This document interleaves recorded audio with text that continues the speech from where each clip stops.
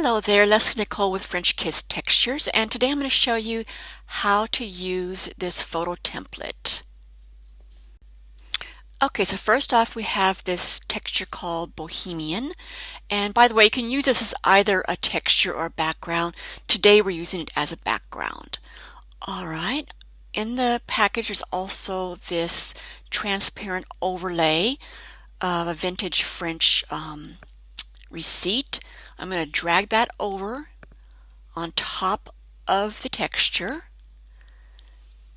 and we'll just, I think mine was put about like this, we'll leave it like that for now, and I'm going to change the opacity down to 50%. You can adjust that as you like it.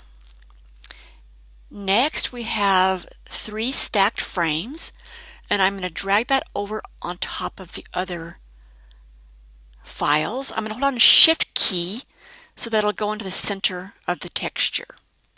Alright. Now that we have these stacked frames in our template, we're going to want to place our images, but first we're going to do something. Because of the way these frames overlap, this will be easier if we create some clipping masks. And don't worry, that may sound scary, but it's really not. First thing we're going to do is we're going to put a layer below our frames, and here's a little tip. If you use Command or Control on the PC on your keyboard and then hit the new layer icon, it'll put a layer beneath your current layer, which was the frames layer. Now I'm going to take the lasso tool, the polygonal lasso tool that makes straight lines, and I'm going to select this first frame. I'm just going to kind of loosely draw, clicking as I go, sort of the middle of the frame. You see the marching ants there? And now I'm on that layer below the frames. I'm going to hit Option Delete or Alt Delete if you're on the PC and fill that with black. Okay?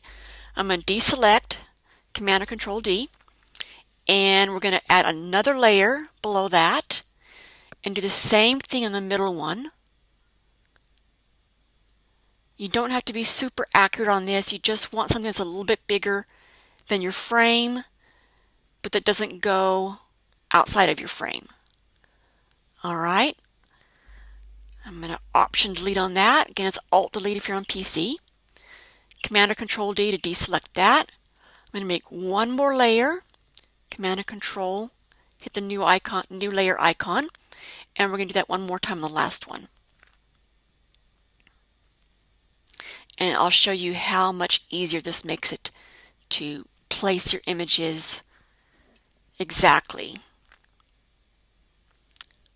Alright, we've got that done. Now I'm going to go back to the first layer there and select that layer, this one right here, our first frame. I'm going to go to my first image,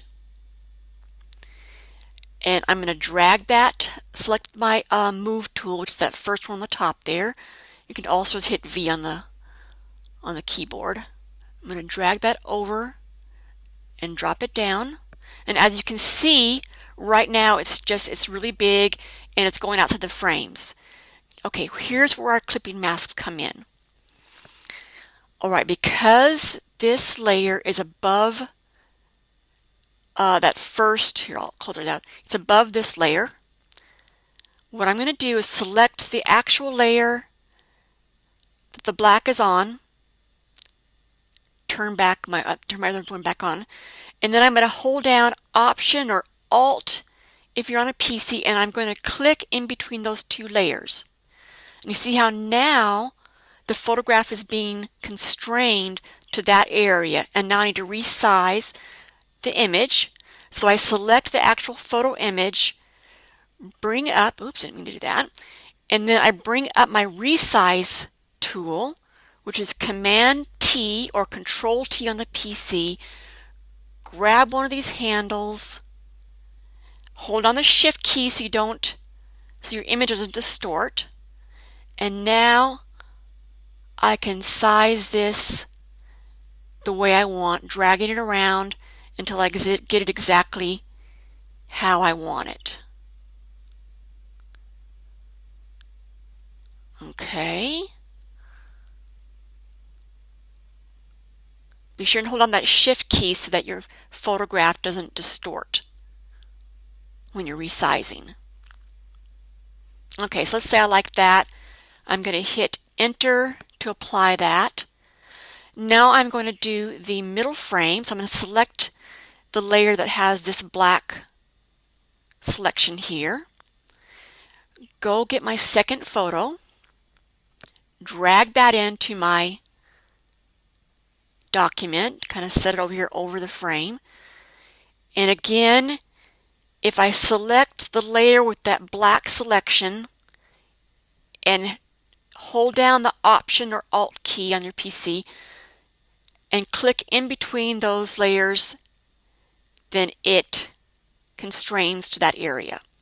And then I'm going to select the actual photograph and move it to where I want. This one was already sized correctly, so I don't have to do any sizing on that one. Okay, now I'm going to do the last frame. I'm going to select this last black selection area. Go get my third photograph and drag that over and put that, and once again I'm going to select the layer that has the black selection, hold down my Option or Alt key and click in between that layer and the photo layer. Then I'm going to select my photo layer, place it as I want, and now because this frame is sort of tilted, or it is tilted rather, I'm going to also tilt my image. And sometimes it's easier to kind of bring this down till you see the black so you can see if you've gotten that straight. And I have, and I know this is already sized the way I want it, so I can just place it where I want and hit enter. So now we've placed our images, and now it's time to apply the tape. Okay, so applying the tape couldn't be easier. You just select the file, drag it into Photoshop, and drop it down. And I've already applied the opacity. One little tip, by the way, before you drag the tape in, select the layer that has your frames in it. That way your file will be dragged in on top of the frame layer, okay? If you didn't do that, just drag the layer up to the very top. Okay, let's go back and get our other tape. Here's the second tape. And the third tape.